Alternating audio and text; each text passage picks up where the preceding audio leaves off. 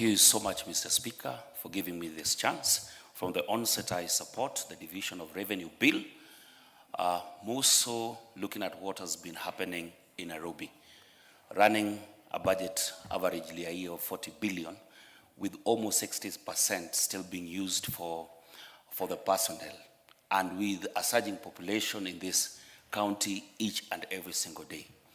The infrastructure that this county still depend on is the infrastructure that was there, the colonial infrastructure. As we speak, Nairobi is going up the sky.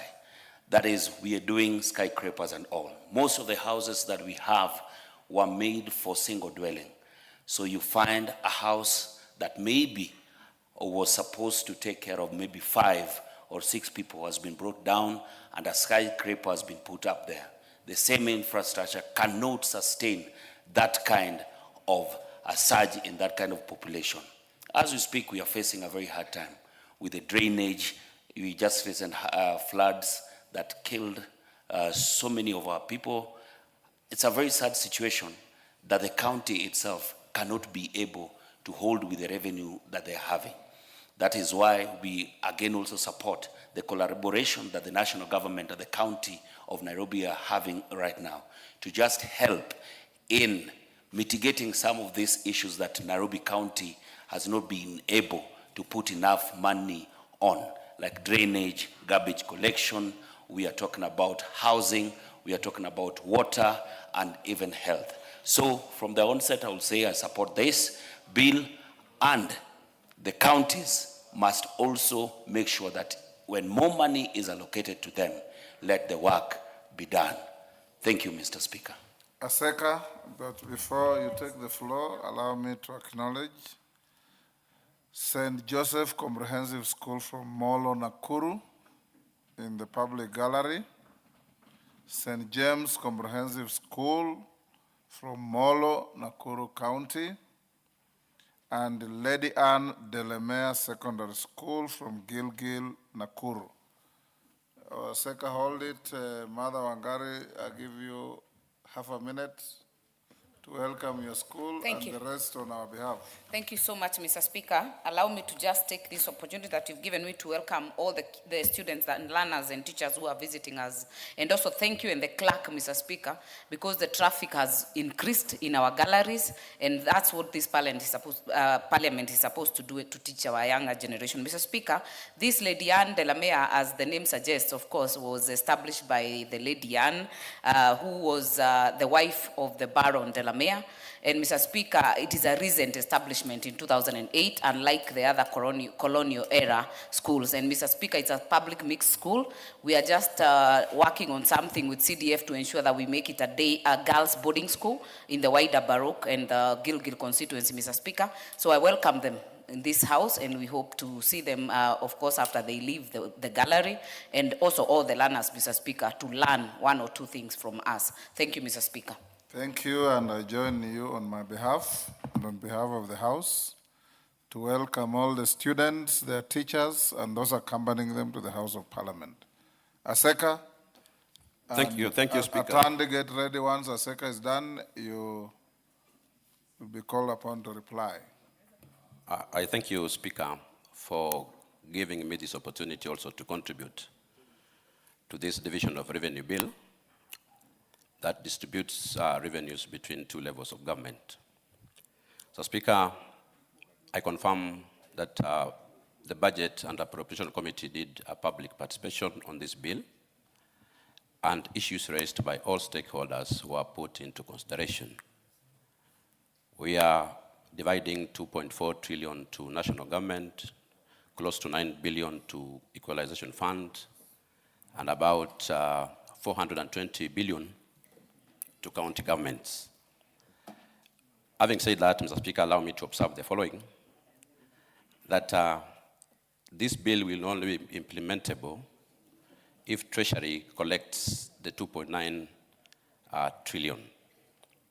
Mr. Speaker, as we speak today, Treasury has not been able to collect about 110 billion of this financial year budget. And this, Speaker, if it's not checked, it may create and increase the number of pending bills for our contractors across the country.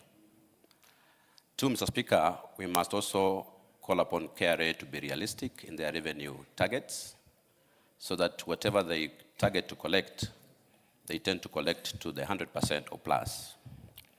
Two, Mr. Speaker, for us to realize this bill and to be able to implement it well, Treasury must address the issue with the electronic government procurement system. And as you read the report of the Auditor General, Mr. Speaker, Auditor General says that this system has slowed down economic activities in the economy. This system has reduced the absorption of development funds. So, Mr. Speaker, as we do this, let us also put in mind that Treasury must also ensure that all challenges that are facing the EGP are addressed. Lastly, Speaker, the 2010 Constitution of Kenya on devolution really envisaged a devolution of economic activities within our counties. It not envisage the devolution of corruption, devolution of employment bureaus, and devolution of creating small kings within our counties.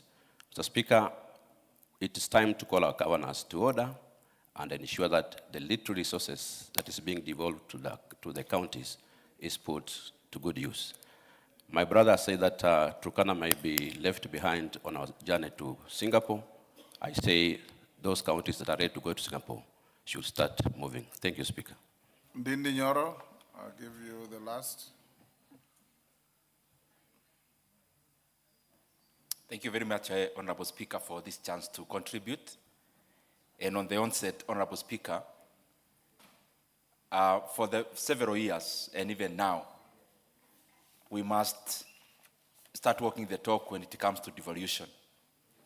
Because, Honorable Speaker, when we are reading a budget in the upwards of 4 trillion shillings, and it's moving, of course, at a higher percentage even than what we give to our counties, Honorable Speaker, we need an introspection in this matter, so that even as we demand more from our county governments, we do the same when it comes to allocation of resources. Because when you account for inflation, Honorable Speaker, the equitable share has not been growing. Even when we talk about from last financial year to this one, you realize that we are barely actually beating inflation when it comes to the allocation. And therefore it calls upon this House and also the Senate that we must be deliberate in our supporting our county governments, so that even as we ask for services and quality services from the county governments, Honorable Speaker, we need to do likewise in terms of allocation of resources to the devolved units. The second thing, Honorable Speaker, I want to highlight is that holistically and broadly, there are two important things that we must deliberate on and find a solution in terms of them. One is when it comes to ECD teachers, Honorable Speaker. Across all our counties, I am sure, honorable members, you have come across this request. And I hope that progressively we'll have an overarching body that harmonizes all our ECD teachers, Honorable Speaker, when it comes to negotiating for a better pay, but also when it comes to timely disbursement in terms of salaries, but more importantly, Honorable Speaker, even growth in that area. Honorable Speaker, I know this is much more broader than the current discussion today, but I'm just drawing this to all of us, that we must get a solution when it comes to this.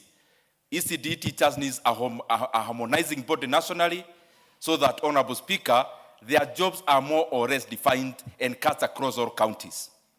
The second thing, Honorable Speaker, is when it comes to health professionals, the doctors and all the professionals in the health sector, in the health sector in our county governments, Honorable Speaker. Over time, we may need an overarching body like TSC that takes care of their welfare, Honorable Speaker, when it comes to promotions, when it comes to moving from this county to the other. I don't think primarily it's a very good thing that when you are hired in this county, Honorable Speaker, that for you to get to another county. Your time is up. Atandi. Honorable Speaker, I want to thank you for giving me the opportunity, and also to thank members who have ventilated on this bill. Honorable Speaker, when I was moving the bill, as was presented. but some members of my party have castigated me for not talking about the 450 billion shillings, which was discussed in many forums, including this morning when we had the Kenya Kwanza and ODM-PG. I want to assure them that those agreements will somehow find their way into this bill before it is finally processed. I also want to say, Honorable Speaker, that I want to say that I go on record as the chairman who, during my tenure, county share allocations went up the highest. Honorable Speaker, in the DORA Act, which is in force, we were able to raise county share allocations by a whopping 29 billion. Honorable Speaker, this is the highest ever. So I think I need to be celebrated, Honorable Speaker, by members for that. And to challenge those people who are saying that we are not serious with devolution. Indeed, Honorable Speaker, you know we are very serious with devolution.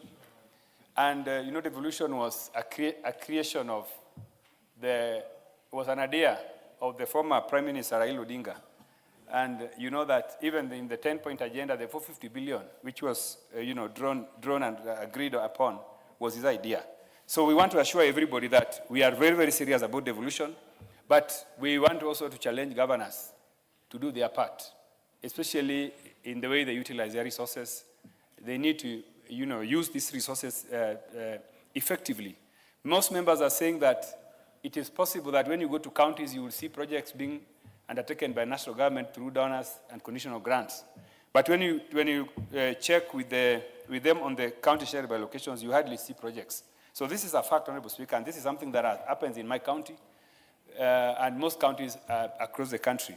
Even in my county, Honorable Speaker, you would find that there are so many national government projects, but you'll hardly find county government projects that are being undertaken.